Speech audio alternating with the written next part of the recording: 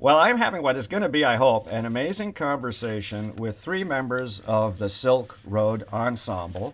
They are on their way to Santa Barbara this coming Thursday, which is, help, October 24th. Thursday, October 24th, they're going to perform at Campbell Hall on the UCSB campus under the auspices of UCSB Arts and Lectures. But where are you guys now, by the way? We're We in are La in La Jolla. Jolla, California. Just arrived from New York City. Just arrived from New York, and you're in which town? You all spoke at once. That's interesting.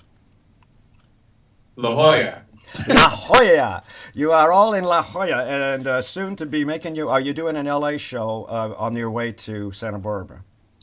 Northridge. We're stopping at Cal State Northridge. The brand new, gorgeous Performing Arts Center there, I believe. Yeah. Is that right? I didn't realize that. Well, I Nice. think maybe. Otherwise, you could be in a classroom. Who? What do I know? But anywho, I am talking with. Now let's get some heads clear here. I'm Dan. I'm down at the bottom of this. If we get lucky, I'm talking to Shane Shanahan on my right. Raise your hand. Shane Shanahan, percussionist slash drummer. I mean, do I? Yes. Okay, good. Anything that you hit. Okay, great. Grammy winner. We're talking Eastman School, Hart School of Music, all that good stuff. By the way, Shane's website, and there's no excuse for illiteracy. I'm sorry, with the internet. Shane's website is absolutely stunning. Shane Shanahan, go have a look at Shane Shanahan's website. Okay, in the middle, excuse me for being rude, Christina. I just realized I should have started that on that side. In the middle is Jeffrey Beecher. Am I pronouncing your name correctly? Just right.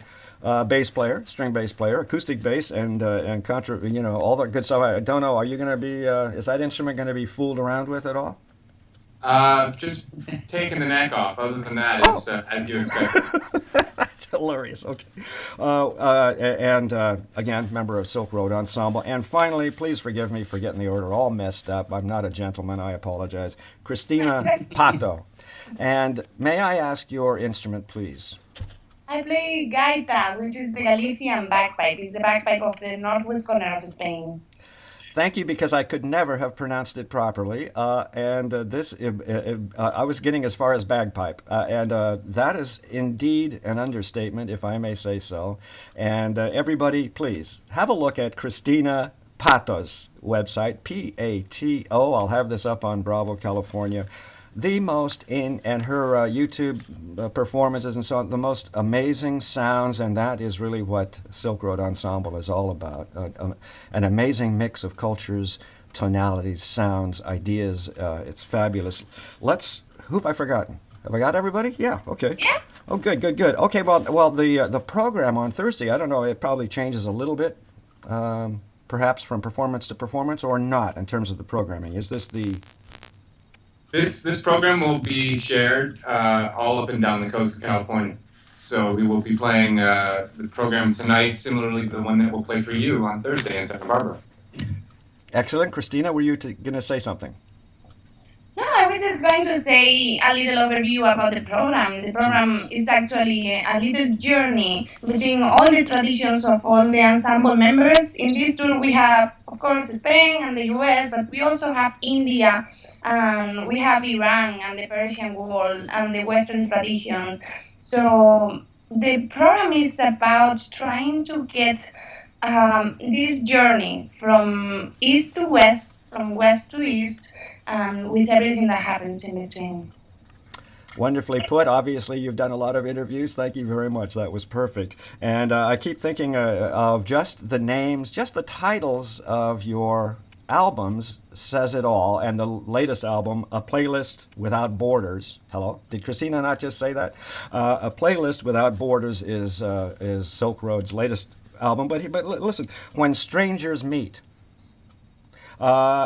new impossibilities. And I guess for me as a professional musician, I'm reading the titles of a couple of other CDs.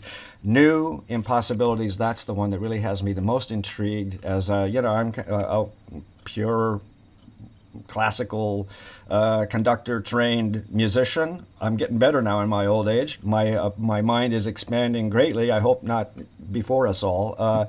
But give me an overview. How come? Why is it that? And I don't know who wants to put our hand up, but let's start this conversation about what has drawn each of you to this diversion, if that's not a bad word?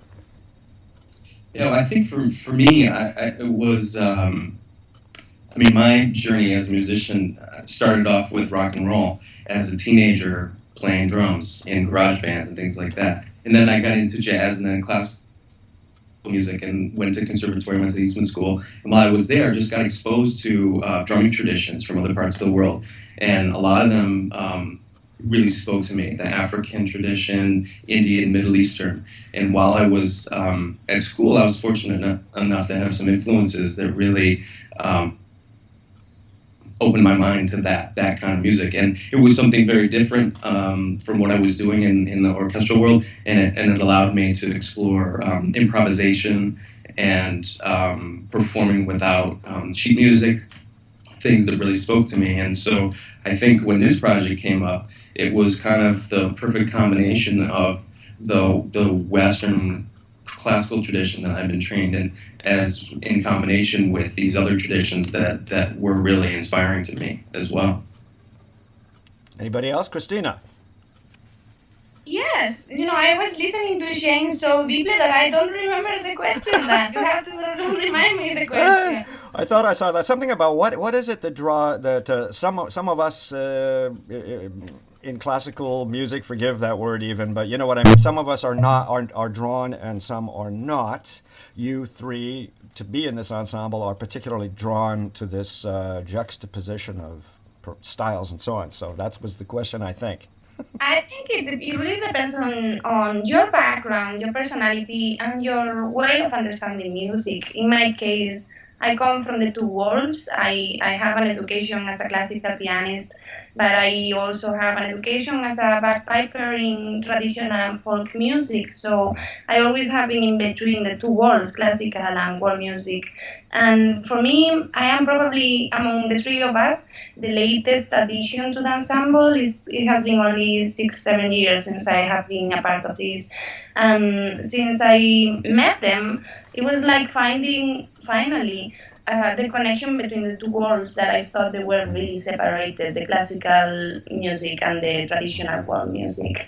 So I think in the Silk Road Ensemble you can always find something that you relate to, no matter where you are coming from, just because we use roots in a very special way. And then we use a language that everybody can understand, which is classical music. So the combination between the two is what is, I think, bringing all of us together in this family. Beautifully put. Jeff, if you have anything else to throw in. Yeah, my introduction to the group is very similar. I think there's this feeling of 6 degrees of separation. The way that the membership has evolved is just through connection, personal and professional. But for me personally, my passion for the idea of what the value of the Silk Road Ensemble presents is from my mother, who is a global studies teacher for high school outside of New York City. So as a child, I grew up in a household that was very passionate about the politics of Latin America as well as the politics of Turkey, simultaneous to what was going on in New York City. So having that kind of really global outlook at a very young age, I think was one of the most important things for me as a musician, to look for something that was not only musically satisfying, but really fulfilling as a global citizen. Oh, beautiful. Geez, I'm impressed. Let's move on. Just one. Let's have a little look at the program coming up. It's going to be entirely you folks to help me on some of this programming. By the way, we should mention, of course, Yo-Yo Ma is responsible for this enlightenment, for the beginning of this enlightenment for all of us. How's that? And what else was I going to say? Something about. Hang on a second. Give me a second. I'll find it. Doesn't matter. Let's look at this program, because the only piece. Oh, I know what it was. How many of you are near Brooklyn? Oh, there are probably 6 or 7. Shane, you're in Brooklyn? Yeah. Jeff, you're in Brooklyn or near Brooklyn? I was, and I moved to Toronto. So recently. Oh, that's right. Yes, yeah. Because you are help. What are you with the Toronto Symphony? Principal bass. That's right. Fantastic. And Christina, you are living in. I live in New York, but I live in Manhattan. Okay, so all I was going to say, it's a joke, folks, by way of talking about the program, is what is this I hear about Brooklyn being the center of the world? That's the truth that you hear. That's what I'm thinking. And Well, not that mistaken. I mean, a lot of ensemble members are living in Brooklyn, and in fact, one of the bands that is related also to the Silk Road Ensemble is Brooklyn Rider, which is an amazing yes. string quartet. So you are not mistaken at all. Good, and I've read all those stories in the New York Times. It comes up every once in a while about how intriguing and amazing and artistic and all that good stuff Brooklyn has become. Wonderful, and that is my entry because the only thing I recognize here, and we should also mention your famous colleague who's playing tabla and doing some improvisation. Help me. Sandeep Das. Once more? Sandeep Das. Sandeep Das. What an Yes. cultural cultures mixing indeed, yeah. But the only piece I recognize on this program, precisely because Brooklyn Rider played it when they were a larger ensemble coming through Santa Barbara a couple 3 years ago, is his Atashga. Have I pronounced it properly? Yeah. And this is Colin Jacobson, one of the two famous brothers. Uh, at least for me, I think they're a fabulous duo. They are. Yeah. Okay. Now help me out. Give me an idea of what people are going to experience on this journey. Well, the concert starts with Christina, actually, with Carante, and maybe Christina, you can tell us a little bit about that. Yeah. So let's say that the opening piece of the concert is a suite in which we try to present all the ingredients of the dish we are going to prepare in the night of the concert. So we open with the Galician bagpipe over a beautiful drum created by the ensemble, and I bring personal melody based on a mythological story, which is the myth of Caron, crossing to the river of death and the river of life. And that mixes with the sound of the beautiful shakuhachi, which is the Japanese bamboo flute, which is brought by Kojiro Umesaki, who is the amazing shakuhachi player. And then we travel from Galicia and Japan to India and to the music of Shane Shanahan with Saidi Swing, right, Shane? Yes, the next piece in that suite is Saidi Swing, which is a piece that I wrote that was inspired by Arabic drumming. So there's a simple rhythm that's called Saidi that is believed to have originated in northern Egypt. But I took that rhythm and expanded it in a lot of different ways, and it's a moment to feature the percussion section, including Sandeep Das on tabla. So it's a fun way to get the drummers out front for a little while. And then that segues into Arabian Waltz, which is written by Lebanese oud player, which is the Middle Eastern lute, Rabi Abu Khalil, and it's a piece that we've adapted for large ensemble. So it includes everybody in the group, and it's called Arabian Waltz. Next. And then there's intermission, I hope. What's that? Well, all of that is about like 15 minutes. Then really? we drop to that Atashka you were mentioning before, and then we make a big leap from Persia to the Celtic traditions of all around Europe. And we, the cellist Mike Block and myself have developed some sort of medley of Celtic traditions from Ireland, France, Spain, Italy, and all the center of Europe to try to draw the line between Celtic music and classical traditions. And then, yes, we hit intermission, and then we go to the second half of the program, which again, it's a feature of Persian music, Indian music, and Japanese, right? We have Angel Lam. Yeah, I saw that. Empty Mountain Spirit Rain by Lam. I was curious. Tell me a little bit about Empty Mountain Spirit Rain. So Angel Lam wrote us a piece as part of a commissioning process in 2006 from a collaboration of Carnegie Hall and Tanglewood. And we were all so taken by her incredibly personal and very emotionally intense musical memory of the death of her grandmother. And the two-movement piece in featuring the Japanese shakuhachi, violin, cello, and bass, and two percussion really takes the musicians and the listener on a very incredible journey of memory, where as an adult, Angel can recall certain experiences as a child she couldn't process.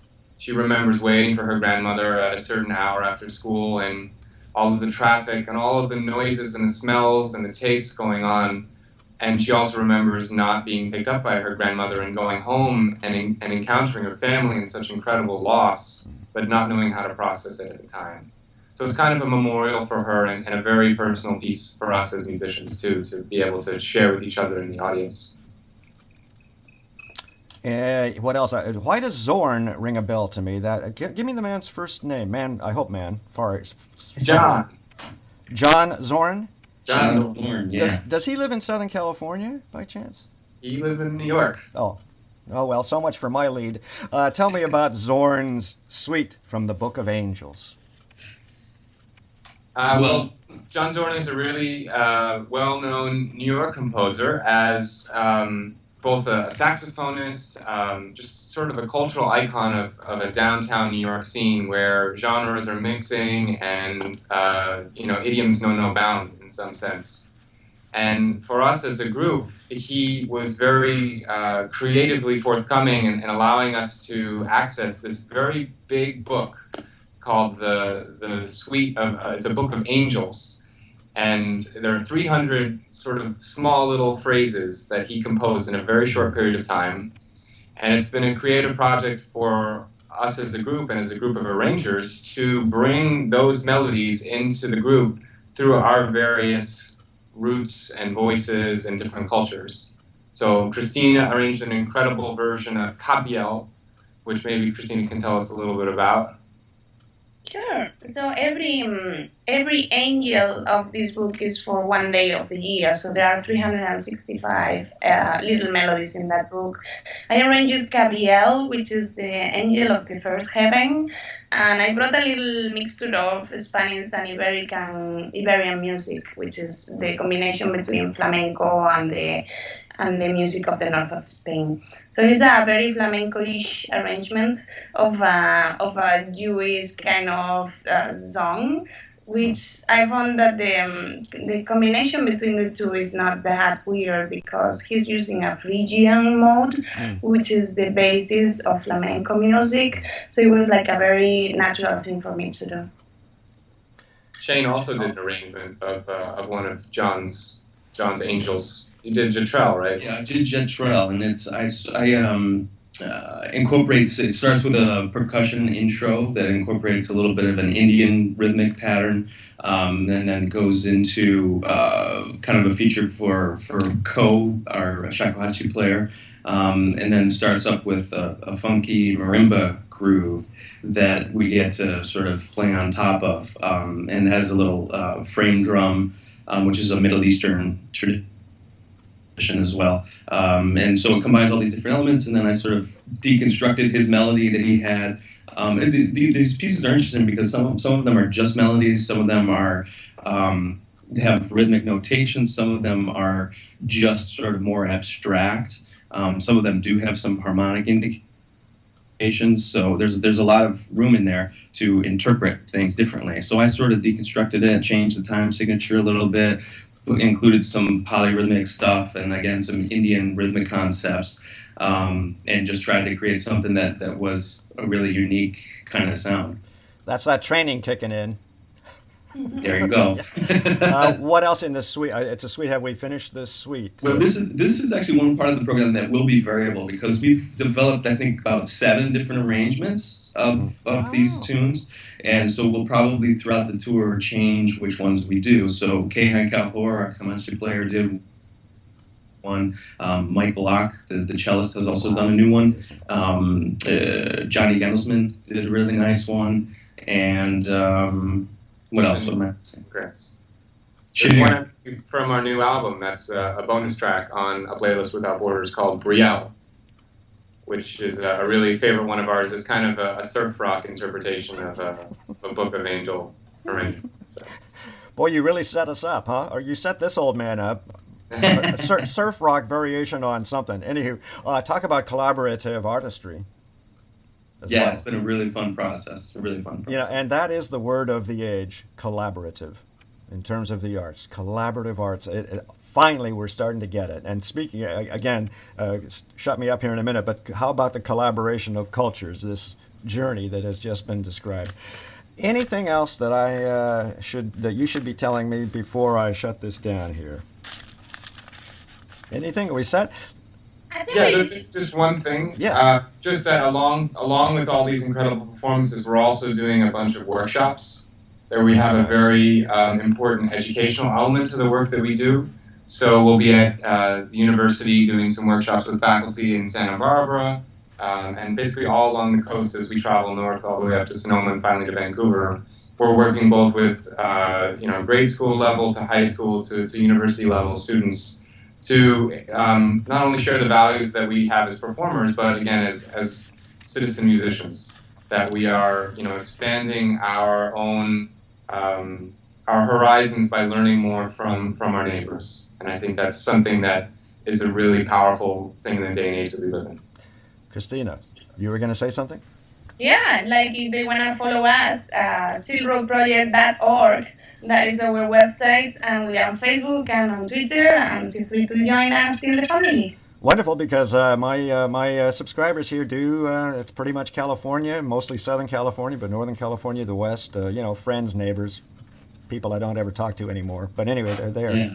And this is it hashtag Silk Road 15? That's right. You can follow that because this is we're celebrating the 15-year anniversary of the start of the project, as well as the release of the CD, and also the bonus version, or the deluxe version of the CD includes a DVD of a live performance we did at Tanglewood. Wow. So there's a lot of ways you can keep up with us. Marketing, that's so wonderful and so important, and I thank you for that good stuff. Let me thank everybody. Shane Shanahan, percussionist drummer. Thank you, Dan. Thank you. Pleasure. Jeffrey Beecher, contrabass player, principal bass of the Toronto Symphony, and a member of this incredible ensemble. Christina Pato, bagpiper. And what is the other instrument, or what's the proper name? Gaita. Gaita. Yes. May I thank very much, Dan. Thank you so much for this. Well, thank you again, all three. I know it's a busy day. We've taken some time here. Thank you so very much for also going along with what I hope is going to work here, this conference interview. What a hoot, what a lot of fun. I'm looking forward to seeing you Thursday in Santa Barbara at Campbell Hall. Thanks all. Thanks. Take it easy.